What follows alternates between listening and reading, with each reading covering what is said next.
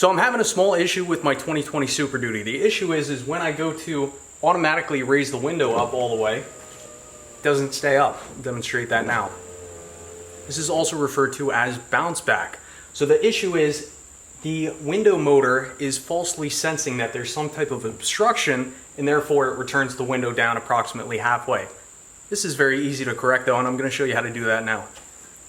So in order to retrain the window control motor, what you need to do, go to your vehicle, turn the ignition to on. You don't have to start the vehicle. So what you're going to do is go to the affected window control switch. In this case, it's the driver's side front. So what I'm going to do is hold this switch down till the window goes down all the way, release the switch, then hold it down for another 2 seconds. That's going to tell the motor where the bottom is. So once you release that switch, then you can go ahead and take that same switch and hold it up.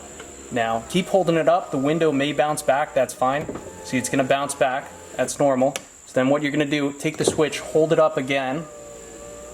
Keep holding it up. And I'm going to hold it up for another 2-second period.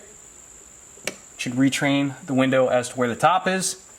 And that should be corrected. So let's give it a quick test.